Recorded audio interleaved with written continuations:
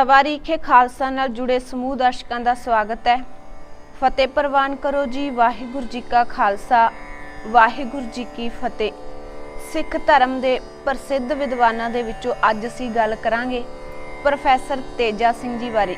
20वीं सदी के पूर्वार्ध विच होए सिख विद्वान अते बाणी के आधुनिक व्याख्याकार प्रोफैसर तेजा सिंह का जन्म 2 जून 1894 ईस्वी विच रावलपिंडी के अडियाला पिंड विच भाई भलाकर सिंह के घर माई सरुस्ती की कुखों होया। इसका मुढ़ला नां तेज राम सी। इन्हां नूं गुरमुखी पढ़न लई अपने पिंड के गुरुद्वारा अते उर्दू फारसी के अध्ययन लई मसीत विच भेजिया गया। इन्हां ने बचपन विच ही बाबा खेम सिंह बेदी तो अमृत छकिया अते तेज राम तो तेजा सिंह बनिया। इसका परिवार इन्हां नूं अग्गों पढ़ाउण विच समर्थ नहीं सी, पर इसका अंतर मन पढ़न लई बहुत उत्सुक सी। इसने यतन करके रावलपिंडी फिर सरगोधे के स्कूलों में पढ़ाई की। सन 1910 ईस्वी विच इन्हां ने खालसा कालजेट स्कूल तो 10वीं पास की अते फिर खालसा कॉलेज अमृतसर तो इंटरमीडिएट पास करके गार्डन कॉलेज रावलपिंडी विच दाखला लिया। BA पास करन तो बाद उत्थे पढ़ाउंदे रहे अते MA अंग्रेजी का अध्ययन भी करते रहे। सन 1916 विच इसने MA की डिग्री प्राप्त कर लई। मार्च 1919 ईस्वी नूं एक खालसा कॉलेज अमृतसर आके प्रोफैसर लगे अते अंग्रेजी के नाल-नाल इतिहास अते धर्म संबंधी विषय भी पढ़ाउंदे रहे।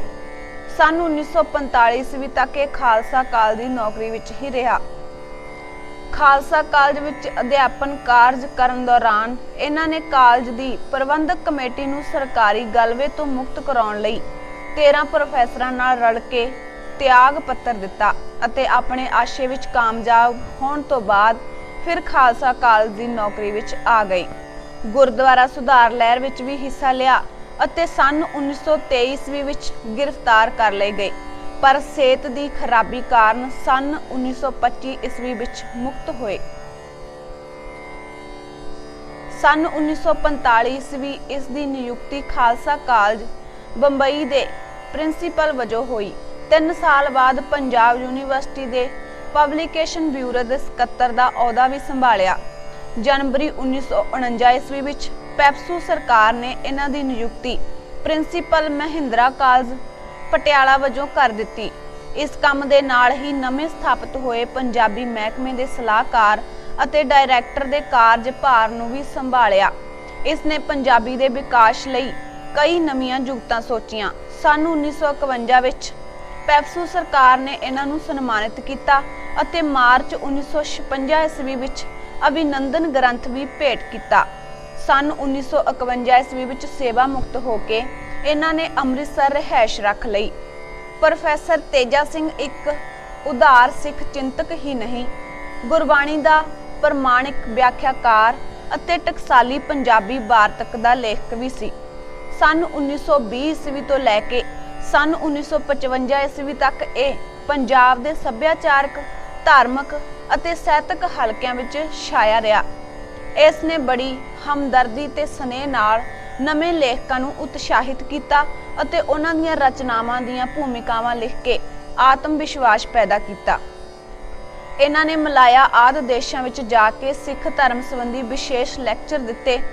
इसने समय समय अंग्रेजी विच लिखे अपने लेखां राहीं सिख धर्म के स्वरूप के महत्व नूं उगाड़िया। डॉक्टर गंडा सिंह नाल मिल के a short history of the Sikhs का प्रकाशन किया अते बच्चों लई high roads of Sikh history नां दी पुस्तक दी 3 जिल्दां विच रचना की। इसने अंग्रेजी विच जपजी, आसा की वार, सुखमणी आदि बाणियां दा अनुवाद किया। इसका यतन सी कि सारे गुरु ग्रंथ साहिब का अंग्रेजी अनुवाद किया जाए, पर पहले 2 रागां दा टीका करन उपरंत जिंदगी ने साथ ना दिता। ये अनुवाद पंजाबी यूनीवर्सिटी वालों प्रस्तुत लेखक द्वारा संपादित द हॉली ग्रंथ ना अधीन सन 1985 ईस्वी विच प्रकाशित किया गया।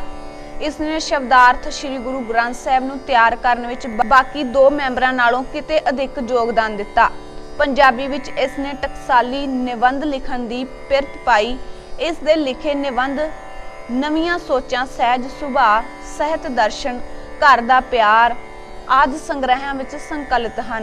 इसने अपनी सवै जीवनी आरसी नां अधीन सन 1952 ईस्वी विच प्रकाशित की। इन्हां तो इलावा श्री गुरु ग्रंथ साहिब विच शब्दांतिक लगा मात्रां दे गुज्जे भेद पंजाबी किवें लिखीए अंग्रेजी पंजाबी डिक्शनरी आदि रचनावां तैयार करके पंजाबी भाषा के विकास विच अपना हिस्सा पाया है। प्रोफैसर तेजा सिंह दा देहांत 10 जनवरी 1858 ईस्वी विच ਅੰਮ੍ਰਿਤਸਰ ਵਿੱਚ ਹੋਇਆ। ਇਹ ਇੱਕ ਸੁਚੱਜਾ ਤੇ ਸਨੇਹੀ ਵਿਦਵਾਨ ਸੀ ਜਿਸਨੇ ਗੁਰਬਾਣੀ ਦੀ ਵਿਆਖਿਆ ਅਤੇ ਪੰਜਾਬੀ ਵਾਰਤਕ ਵਿੱਚ ਉਸਾਰੂ ਲੀਹਾਂ ਪਾ ਕੇ ਨਵੇਂ ਲੇਖਕਾਂ ਦਾ ਪਦ ਪ੍ਰਦਰਸ਼ਨ ਕੀਤਾ। ਇਸ ਕਾਰਨ ਇਸ ਦੀ ਸ਼ਖਸੀਅਤ ਸਿੱਖ ਸਮਾਜ ਅਤੇ ਪੰਜਾਬੀ ਜਗਤ ਵਿੱਚ ਬਹੁਤ ਸਨਮਾਨਦਾਇਕ ਹੈ। ਸਿੱਖ ਤਵਾਰੀਖ ਵਿੱਚੋਂ ਇੱਕ ਹੋਰ ਵਿਸ਼ਾ ਲੈ ਕੇ ਜਲਦ ਹਾਜ਼ਰ ਹੁੰਨੇ ਆ। ਤੁਸੀਂ ਜੁੜੇ ਰਹੋ ਤਵਾਰੀਖੇ ਖਾਲਸਾ ਦੇ ਨਾਲ। ਵਾਹਿਗੁਰੂ ਜੀ ਕਾ ਖਾਲਸਾ, ਵਾਹਿਗੁਰੂ ਜੀ ਕੀ ਫਤਿਹ।